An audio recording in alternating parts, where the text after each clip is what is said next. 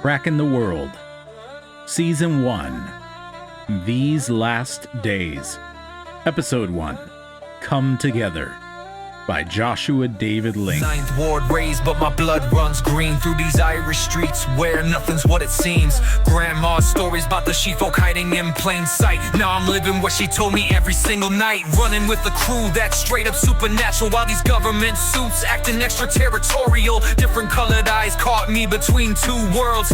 Now reality's unraveling and truth gets unfurled. Got that protection written in my DNA, while these ancient powers picking sides like chess they play. Nola taught me magic, Island showed me more. Now I'm guardian of gates that shouldn't open anymore. World's about to crack. There's no turning back. Between the veils of then and now, following ancient tracks. Some call it fate, some call it mad. When worlds collide like that, but when the crack is calling, there's no holding back.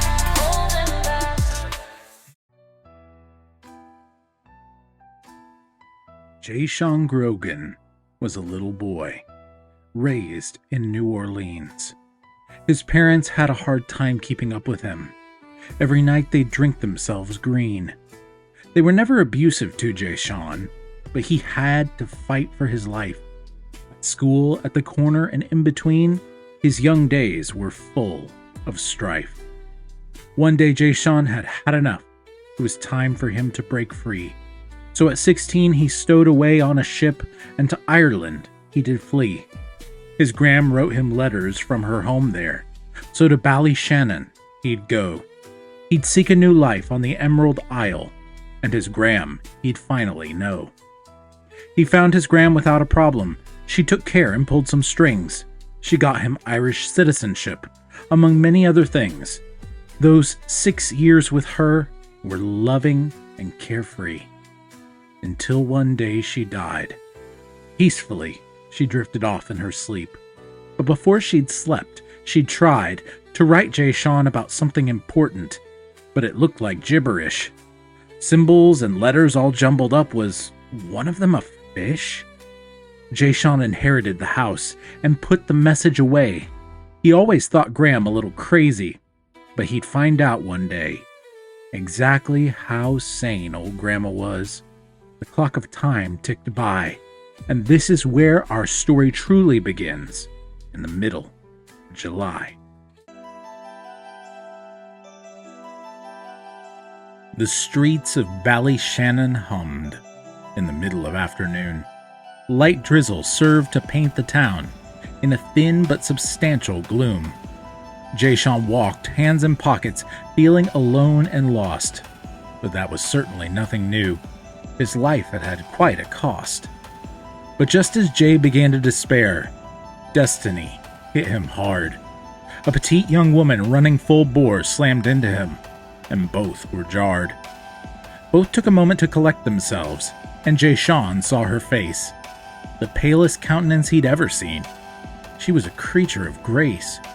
Her platinum blonde hair was almost white, and the only color to be seen was in her bicolored smiling eyes, one orange, the other green. "You all right? Why were you running?" He was answered before he knew. A man in a suit stepped around a corner, continuing to pursue. He pulled out a gun from his coat and pointed at the girl. Jayshawn took the pale girl's hand, and into the crowd they whirled.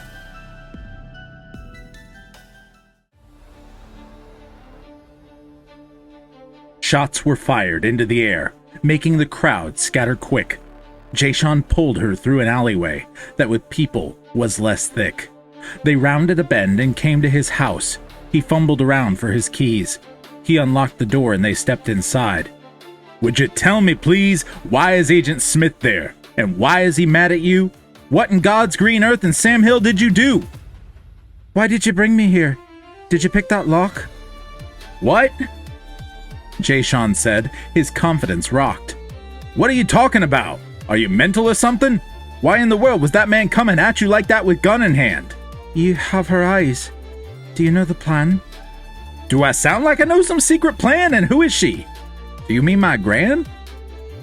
Just then, the lock on the door was shot, and the gunman kicked right in.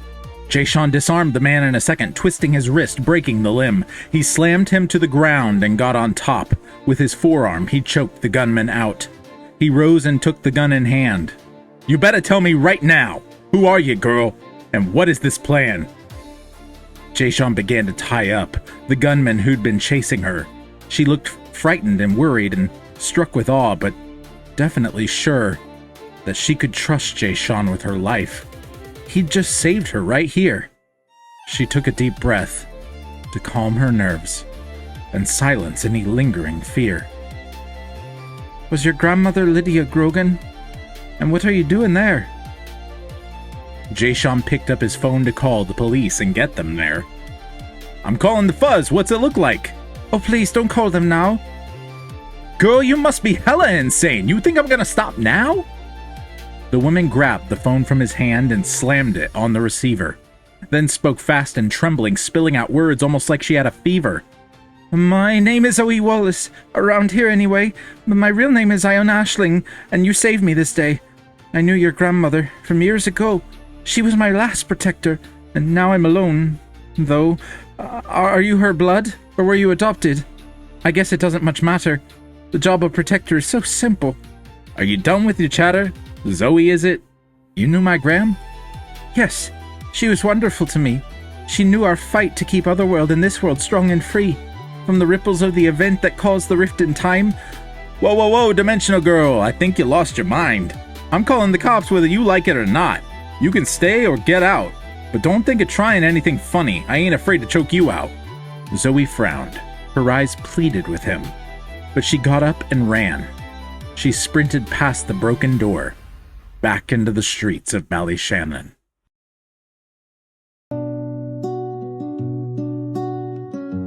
And you're sure he just busted in by himself? No one else was involved? I told you 7 times, officer. I don't care if it can't be solved. No one else was here when he shot my lock.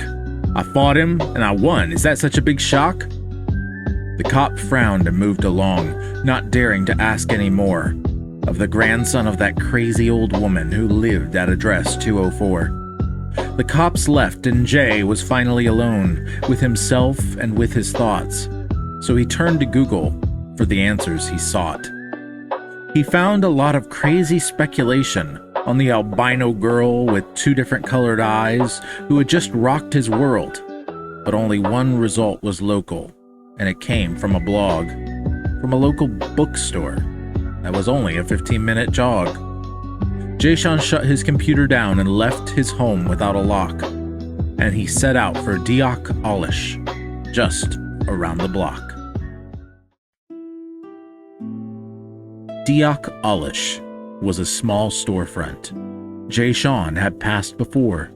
It was a hole in the wall just down the street, and very obviously a bookstore. But there was an eeriness that seemed to loom just beyond its doors. The dark green paint hid something inside, and Jay's mind played on him at wars. But he pressed on and went inside, and it smelled very musty. The books on the shelves were mostly very old, dingy, faded, and dusty. Then he navigated the labyrinth of bookshelves to the front counter in the back, which sat next to a cage for ancient books and other valuables to be kept. A little woman about 30 years old with a brunette braid popped out, almost like a meerkat from his den, and she greeted him with a shout. Welcome to Alish. Can I help you today, kind sir? Looking for anything in particular, or are you not yet sure? She pushed her glasses up on her nose and smiled at him professionally. Yeah, I want to know what you think about our resident albino chick. I saw your blog on your website, and there you kind of lay it on thick. Something about some crazy event thousands of years ago? Well, you're half right. The precipitous event took place around 1100, though. She went on about her business, putting more books on shelves. Jayshawn followed as she explained. This world has been through hell. What with the Otherworld's connection slowly spiraling completely out of control. See, you lost me again there, sister. You are on quite a roll. She sighed and smiled once again and held out her hand to him. Pleased to meet you, sir. My name is Patty Hallett, and all I've been telling you isn't a whim. Never said it was. There's something weird about that girl. So you met her before? What was she like? I hear she's pale as a pearl. She's interesting, to say the least. So what was this event? Basically a legend that simply states something cosmic is happening at present, and has been happening since the 1100s, where another dimension and ours collided, and now the two are unraveling fast, and you're not listening, she chided. Mostly 'cause I'm looking at that monster staring at me from outside. Patty's eyes widened as her door flung open, and Jayshawn ran to hide. A werewolf-like creature about 7 feet tall barreled in right at Patty. Patty stood her ground with surprising confidence and said, "That's a good boy, laddie. Come to sister, we'll take care of you." And when it got there, she sidestepped it. It landed inside the ancient book's cage, and she very quickly locked it. The monster thrashed inside the cage, angrily snarling and trouncing about. Patty put her hands on her hips. "Stupid man. Now I'm out." She turned her attention to Jayshawn, who sat staring at the beast. "Come on, I'll buy you a drink. It's the very least that I can do after a sight like this. My brother can be quite the pain sometimes. I need a pint or two to relax me bones, and you look like you need to unwind. There's no one coming in this store while Ted is in his fog. Come on, man, have a drink with me down at the Handsome Hog."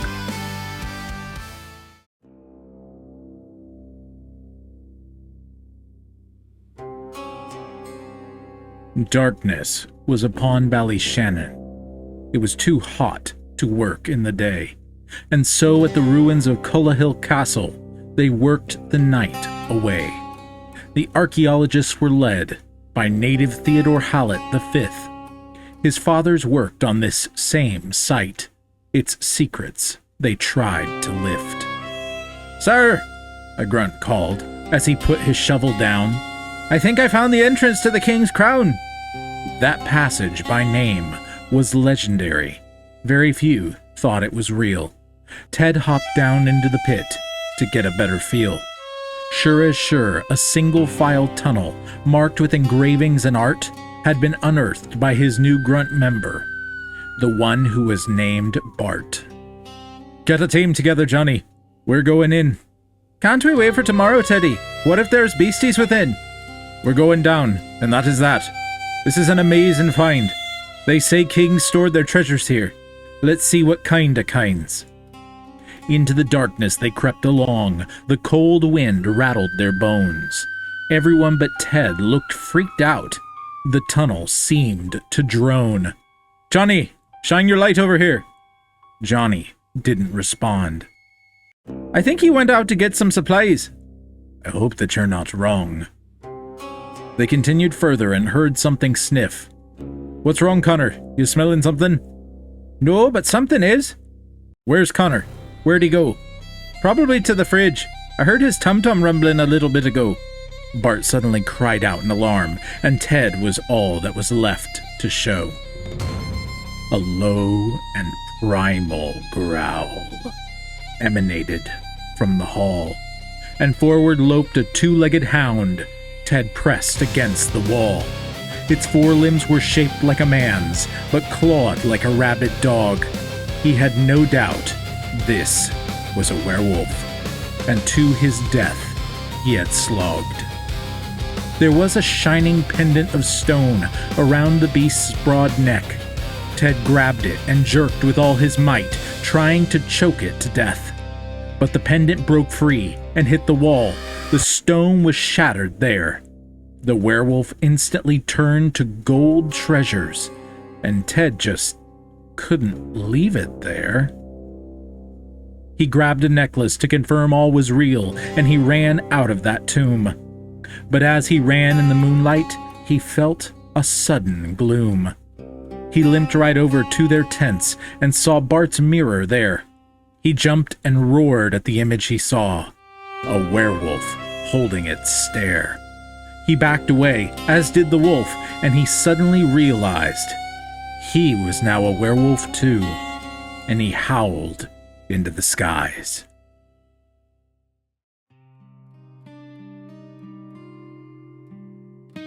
Patty Hallett sat with Jayshawn. His jaw dropped open in shock. Patty Hallett chugged down her beer and then wiped some foam from her smock. My brother changes back and forth, not knowing when it'll happen. But sure enough, he is the werewolf of this town, Ballyshannon. That's insane. I'm not sure I believe it, even though I saw it myself. Patty leaned into the table's low light. Cumina, there's an elf. She pointed to a short bartender. Jayshawn looked puzzled the more. What the heck are you saying now? To wake up and see what's sure. There are more creatures hereabouts in this world than anyone knows. These secrets aren't very well kept. You just have to look past your nose. There are giants and fairies and spirits and more. But no one will just look out their front door. People love to be ignorant of the wonder of this world. They say fairy tales are hogwash, meant for boys and girls. But I know the truth, and the truth is this. This world is more wondrous than you thought could exist.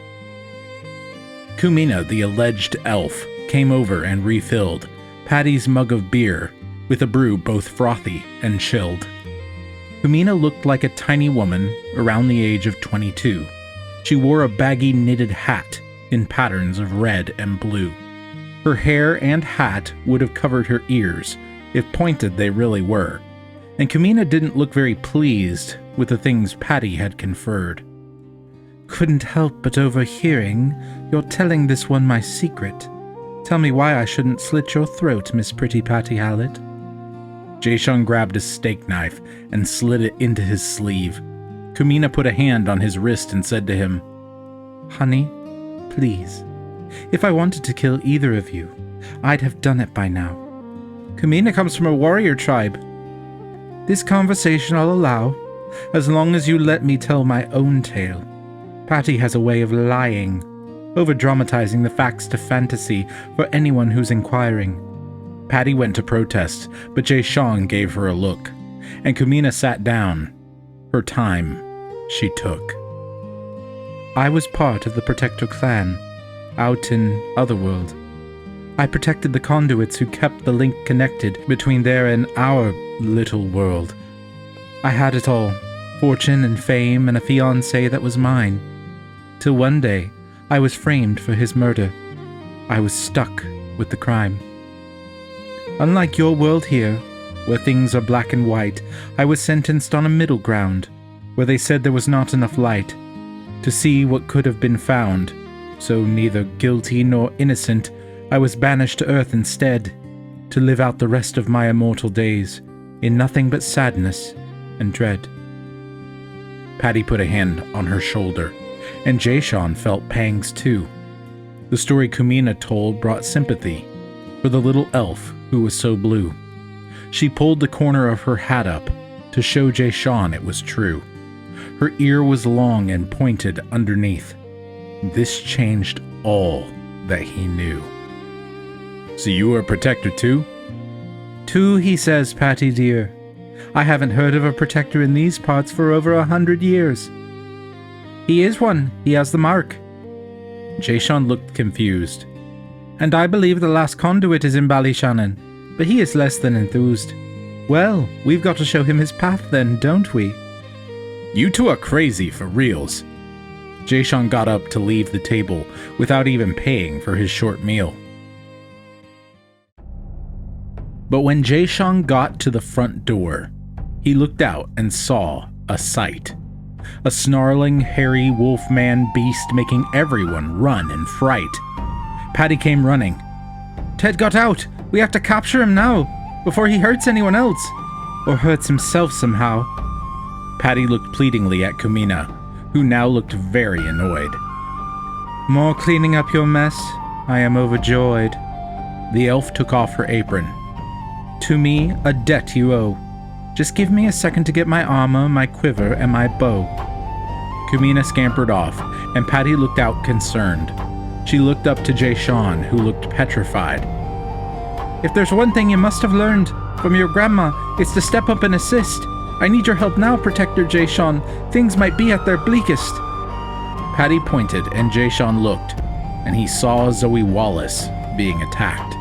She had climbed up to an awning above a shop, but the werewolf would not move back.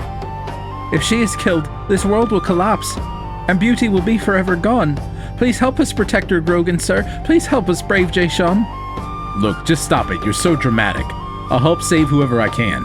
But we're waiting for Cumina to get back. She's the one with the plan. She's also got some arrows, too, if she wasn't talking in metaphor. Just chill with me. He hasn't seen us. Just chill for a few minutes more. Patty grabbed a cricket bat from off the wall at the pub. Jayshawn grabbed himself one, too, to use as a sort of club. The werewolf man was almost upon her. Zoe trembled and backed away. Now there was no time to wait for Cumina. They had to fight this day. Jayshawn said a little prayer. Then they dashed out at the beast. Patty swung at the beast's knees and took him off his feet. Zoe screamed and turned and ran. The beast caught Jayshawn's bat. He splintered it within his grip and roared on top of that. Jayshawn and Patty took a step or two back, but Patty barked in his face. Get down, Ted! I know you're in there! Get back to the safe place! Ted's roar turned to a guttural growl, and Patty pushed forward toward him. Ted, I am not letting you do this! Do you hear me? Are you within? Ted backed up into a corner, his werewolf form unsure. Patty reached out to touch him, but he swatted at her more. Then from atop a nearby wall, in the alley they had led him to, they heard a song in Irish sung by a voice that was solemn and blue. Jayshawn looked up and saw Zoe, or Ziona, as she said her name was. She was singing to the beast below, and he whined and raked his claws against the brick of the wall that separated him from his pale white prey. But Ted Hallett, in werewolf form, would not get her this day. An arrow from Cumina's bow flew down the alley and hit Ted's backside and penetrated deep, and the beast began to quit. Ted turned back into a man, naked, in that alleyway. Patty pulled the arrow right out. Are you sure that's the way? He still has healing powers going, up to an hour after he's changed. If I left that arrow in his rear, his seat he'd need to rearrange. That still doesn't really explain how he fell asleep like that. Cumina came down the alleyway, swaggering like a cat. You sure waited long enough? I had to find my bow. It's very seldom I get to use it now. Come on, pick him up and let's go. I don't like this, guys. What if his sleepiness is a trick? It isn't, numbskull. I did it. The secret's in my spit. Say what? Jayshawn exclaimed in shock. Are you telling me you got venom? It won't kill you, but it'll make you sleep. We need to get him some denim. Jayshawn turned and looked up the wall. Zoe was still standing there. She smiled and quietly stared at them all, her gratitude expressed with a glare. Why don't you come down and join us, Zoe? Maybe it's time you had some fun. Aye, I'll treat you all to a pint. A pint?